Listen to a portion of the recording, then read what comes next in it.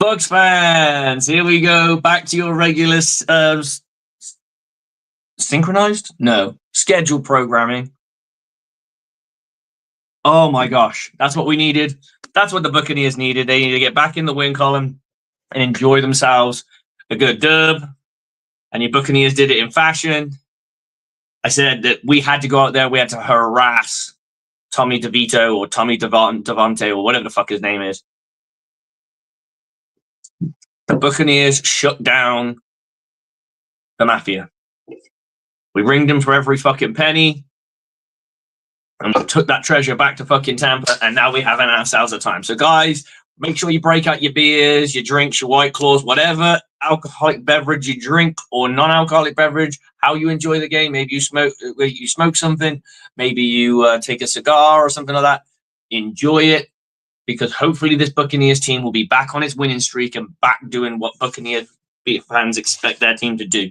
The Buccaneers went out there and put 30 points, and we know there could have been more on there. We know there was more meat on the bone. The Buccaneers were a little bit conservative in places, but there was some good play calling. There was a lot of fun in that game. A big play that came off Bucky Irvin that went down the field. Does some real smart football, does some dumb shit too. Fumbles were a bit loose in this game, and that kind of disappointed me a little bit, but we kind of got back on track. Just ran the ball. Could have hit a field goal, decided not to. Went for it on fourth down, didn't get it. They ran out the clock, and we kept them to 7 on the whole day. So that's what we want to see. That's what we want to see. And I for one am really pleased the Buccaneers beat them 30-7. Let's take it by quarter. The Buccaneers score in the first quarter 7 points. In the second quarter, they put in 16. In the third quarter, they put in 7. So they did kind of reel off the brakes and play a little bit more conservative in the second half.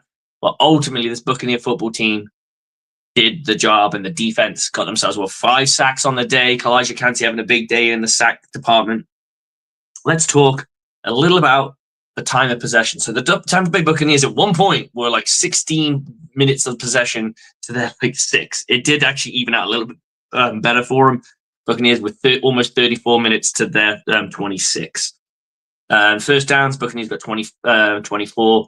A lot of New York's first downs came, and this is why I think this is an inflated stat, came in garbage time where we just kind of the foot was off the gas a little bit. Passing yards, they go for 169. We go for 294. Total yards on the day was 450. They go for 245. Rushing yards, Buccaneers get a $158.6. They get under $1, so they're at 76. Penalties, 4 apiece. Total return yards, we go for 21. They go for 41. When you're punting a ball to a team, when you punt to punting the ball, they made their best plays on special teams, let's face it. Total plays, 62, 56 on them. Yards per play, 7.3 for us, 4.4 for them. Total turnovers, 1 apiece. It didn't feel like that, the amount of balls being dropped on the floor. I don't think it was a catch fumble out of bounds. I think it was an incomplete pass, but hey, who gives a shit? But yeah, that's really how it goes. Let's have a little look at the Buccaneers stats. Baker Mayfield goes 24 of 30, 80% passing, which is really freaking good. 294 on the day. No touchdowns, no INTs. He did get the rushing touchdown in. Look, I don't care how we win as long as we're winning. And that offense, when you score 30 points, probably should have been 33. You're looking at it from a completely different thing. I don't care that we didn't score. I'm sure if we really wanted to, Baker would have took his scores. But if your running backs are getting into the end zone, does it fucking matter? Because that's what you want. You want to be able to put the ball in the end zone in multiple different ways. can only do it to the pass, they know what you're going to do in the red zone. If you can only do it by the run, they know what you're going to do. We know this team can get it in the red zone to the pass. Bucky Irving goes 12 attempts for 87 yards, 7.2 on a carry, longest of 59. Which obviously inflates that stat because a lot of his yardage came from that one single run. It was hard earned. He got himself a touchdown. Rashad White was 12 for 37. He got himself 3 yards per carry. His longest was 9. Sean Tucker, 4 attempts, 3 yards. Not very good on the day for him. Baker Mayfield, 4 for 29. Look, I never look at quarterbacks rushing totals and take too much out of them because a lot of them are from broken play or an expected passing down, a scrambling. It's not true rushing, right? Let's have a look at the receiving yards. Jalen McMillan, 1 reception for 11 yards. Chris Godwin obviously wasn't on the team. I don't know why that's even there. You may as well scrub that name off. Trey Palmer, 1 for 18. K. Dotton, 1 for 30. Bucky Irving, 6 for 64. Rashad White, 1 for 10. Mike Evans, 5 for 68. And Mike Evans is back on track. I would have liked to have got the 100 because we only have a few more games. We don't have that many games left of the season, so we really kind of want him to take it away. We've got, 6 to 7 games left of the season? That's where he is in yardage right now. He probably needs to go 100 yards a game. But, hey, there's going to be games where you get 200. There's games where you get 150. There's going to be games where you get 75. Right? Not worried about no 1,000 yards. I want us to get into the playoffs. I want us to be a beast. I want us to win the division. It is still on the cards. Raheem Jarrett gets 1 for 30. Payne Durham, 1 for 26. Sterling Shepard, 5 for 16. Sean Tucker, 1 for 7. Now let's have a look at this defense because let's face it. This is the part of the team that we're all a little bit concerned about, me personally as well. This is a bit weaker team, right? You should be able to do the job, and the Buccaneers did that. Yaya Diaby, 12 tackles. 12. 3 tackles and 3 tackle assists. That's all he wrote. Vita Vea, 2 tackles, 2 tackle assists, 1 sack that they've credited. And I'm going off what Microsoft has given them. So if any of these are wrong, please get it out there. Kalijah Kancey, 2 tackles, 2 tackles, 2 tackle assists, and 1 sack with a forced fumble. They're only reporting that we only got 4 sacks. So there's one that here that's not been recorded. And I'm going to guess it's going to be the one that I'm pretty sure that either Vita Vea or Kalijah Kancey got more than 1. Well, there's some half sacks here that have not been credited. Tavier Thomas, 1 tackle assist. Josh Hayes, 1 tackle assist. JJ Russell, 1 tackle and 3 tackle assists. Levante Davids, 2 tackles, 5 tackle assists. Chris Braswell, 1 for 1. Jamal Dean, 1 for 2. Was quiet. Zion McCullum, 4 for 7. Leads the team in tackles for today, I believe. So that's great for him. Antoine Winfield, 3 for 6. KJ Britt, 4 for 5. Oh, sorry. Jordan Whitehead, who did leave the game on injury, but it didn't matter because, let's face it, we got the old crew back together now. We got that free safety trio back, and I'm hoping he's not out for a long time because Jordan Whitehead's the better tackler out of the 2, but Mike Edwards is back. So Jordan Whitehead goes 5 for 5. Antoine Winfield is credited with a sack. Keith goes for 1 tackle assist. Anthony Nelson, 2 for 4. Joe Tryon Shayenka, goes for 1. Mike Edwards gets a tackle assist. William Golston is 1 for 1. Chase McLaughlin, 1 kick. I mean, that's all he needs to do, right? I'm not complaining about that. Sean Tucker did have that one really bad, that low drive ball that just bounced and bubbled and he just couldn't field it. Not good. Let's have a little look at the other side of the pond. Let's have a look at this Giants team. Tommy DeVito comes in, completes 67 of his passes. It did get better for them in the second half. In the first half, he was literally lost at sea. He has an 89 QBR, which compared to Baker's, which is a 118. So big difference in QBR. Pass percentages were decent. He got 189 yards, Passing, Drew Lock got himself 3 yards passing, 1 for 1. Rushing, Eric Gray went for minus yards. He had -1. Tyron Tracy Jr., he goes for 9 carries for 42 yards. And he gets 4.6. Very good running back. Tommy DeVito goes for 7 for 32. To be honest, he just looks like an Italian fucking Daniel Jones. I said it there. Italian Daniel Jones. You get nothing more out of him. He may, because he's got that fucking Italian heritage or some shit. No one gives a fuck. Like, really, come on. It's sticky. If you're going to be sticky, be fucking good. Right? If you're going to be a sticky quarterback and have a shtick and a thing, you're going to have to be a baller, dude. You can't do that and fucking choke owls all the time. Moving swiftly on. Robinson, he got himself 1 attempt, no yards out of it. Devin Singletary got himself 2 for 3, and he got himself a touchdown to go with it. Ladarius Slayton gets 0 yards. I don't know why he's credited, but I don't know why that's even put up there. Eric Gray, 2 receptions for 7. Tyron Tracy, 4 for 28. Theo Johnson, 3 for 39. Malik Neighbors, 6 for 64. Wandale Robinson, 5 for 47. Devin Singletary, 2 for 7. And that's it. Defensively, I've got no sacks credited here. And then we've got the forced fumble from DJ Davidson. Their best was Tyler Newman, 5 tackles for 5 to 12 tackle assists. And Micah McFadden, 6 for 11.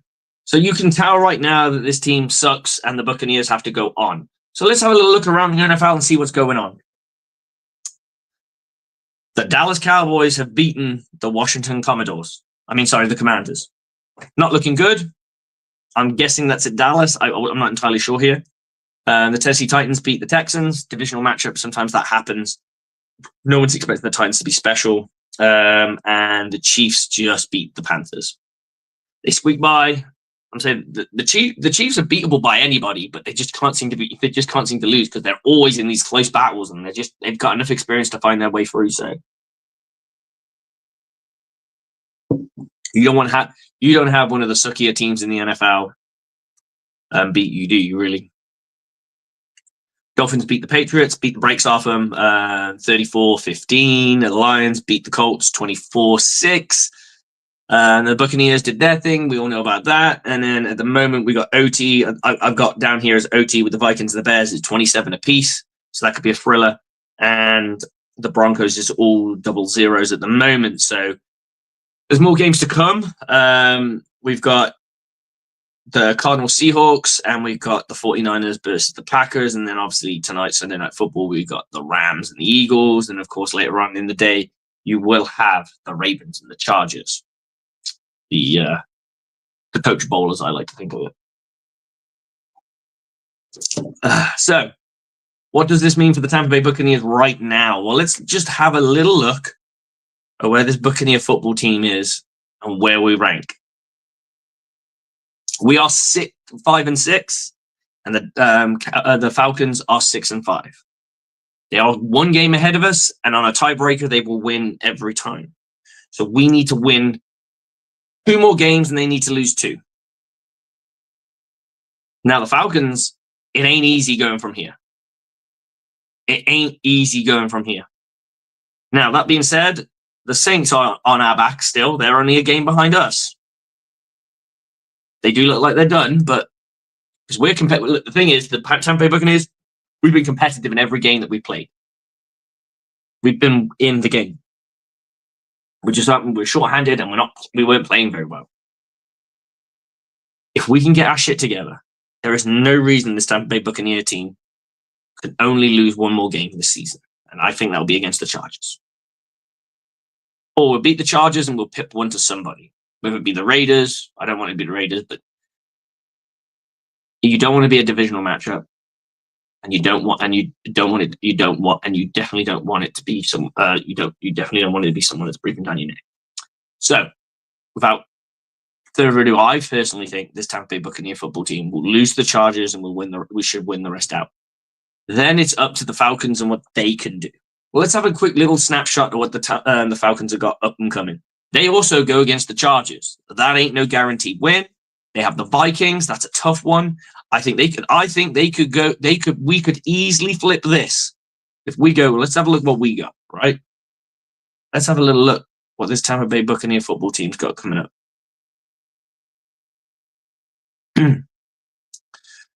We've got the Panthers and the Raiders. If we can beat the Panthers and the Raiders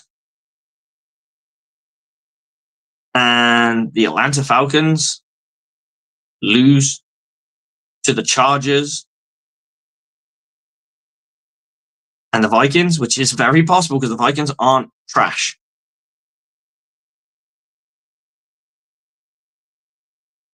We're looking at a whole different game. Then they have the Raiders. They have the Giants. It gets easier for them. They have the Commanders, and then they have so they've got 3 games that they could lose. But these are teams that with winning records right now, as of right now. Chargers have a winning record, Vikings have a winning record, and the Commanders have a winning record. And the beauty of the Commanders game is that is the penultimate game of the year. It's in the penultimate week of the year, sorry. It's week 17, and it's when both teams will want to make a push. If the Falcons are already out and the Buccaneers are in front,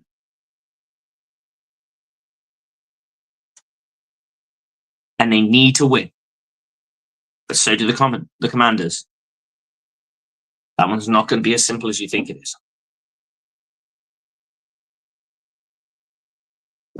And here's the cherry on top. If they go into that game, week 18 against the Panthers, and they lost the week before, let's say they lose the Chargers game and they lose the Vikings game, that means they've got 3 losses. And the Panthers somehow win a couple of games here and there. Lose to us, but they win a couple of games here and there. And them 2 are tied. Let's have a little look at the Panthers.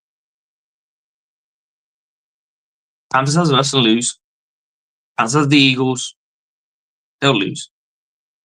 But then they go and beat the Cowboys. No, I don't think it's going to come to that. I think the Panthers go against too many good teams. They'd have to win a few more games than that.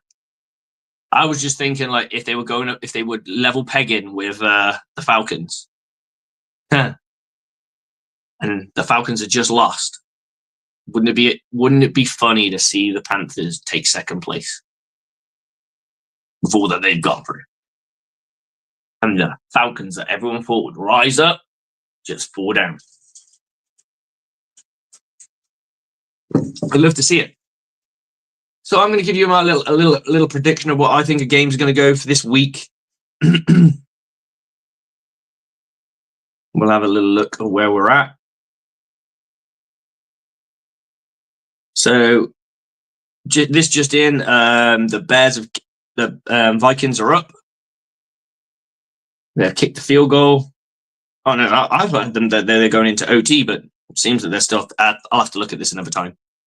I believe the Broncos will win against the Raiders, and I think the Seahawks might squeeze the Cardinals. This Packers game and this 49ers game is going to be interesting. You know what? I'm going to go with the Packers on this one. Going in tomorrow, Eagles and Rams. I think the Rams will win. And I think the Chargers may win on Monday Night Football. But guys, thanks for checking us out. I hope you enjoy your Victory Monday. Guys, it's been 5 weeks since we had one. Make sure you enjoy it. Buccaneer football, you've got to enjoy it. And we get the wins, even if you don't like what's going on with Coach Bowles and Liam Cohen or whatever your gripe is with the team. Enjoy your Victory Mondays. You have to. All right. I believe this team's going to go on a streak, but it's very possible that we win half the games, and that's like 3 games or what have you. So, and it won't be enough. It probably won't be enough. And then we're looking at being 8 and 9, which isn't good. Enjoy what you get as a Buccaneers fan, and what will be. I know there's loads of people out there angry at Bowles, angry at cushion coverage, angry at decision making. But today, your Buccaneers pulled it out and did the job. And they were dominant. Incredibly dominant. So all they have to do is keep this momentum, trend it in the right direction, and I believe they can do that. And I believe in this team to win the division. I said that from week one. I said that from the start of preseason, and I said that from the start of this, all the way through this year. I said it got harder as we started losing games. Now we're trending back up. We have an easier strength of schedule. Let's get fucking rocking and rolling, guys. That's it from me. Look, check us out on Wednesdays, the Aftermath. We go at 7 p.m. Eastern.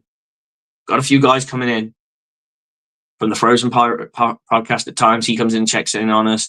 We've got a few other guys that come in. You guys can speak your piece. That's what it's all for. It's therapy. All right? Let this game marinate inside your soul and have a think about it, and then come back to us on Wednesday and tell us what you think, what your gripes are, what you're happy about, what it is with Buccaneer Ball. But I will tell you this. Enjoy it, and I will see you guys Wednesday on the Aftermath. Same bad place, same bad channel, same bad time. Bucs on me, Bucs on free. 1, 2, 3. Go Bucs! I don't know what to say, really. 3 minutes till the biggest battle of our professional lives. All comes down to today. Either we heal as a team, or we're going to crumble. Inch by inch, play by play, till we're finished. We're in hell right now, gentlemen. Believe me. And we can stay here, get the shit kicked out of us, or we can fight our way back into the light. We can climb out of hell. 1 inch at a time. Now, I can't do it for you. I'm too old. I look around, I see these young faces, and I think, I I made every wrong choice a middle-aged man can make. I pissed away all my money, believe it or not. I chased off anyone who's ever loved me. And lately, I can't even stand the face I see in the mirror. You know, when you get old in life, things get taken from you. That's part of life. But you only learn that when you start losing stuff. You find out life's this game of inches. So is football. Because in either game, life or football, the margin for error is so small. 1/2 a step too late or too early, and you don't quite make it. 1/2 second too slow, too fast, you don't quite catch it. The inches we need are everywhere around us. They're in every break of the game, every minute, every second.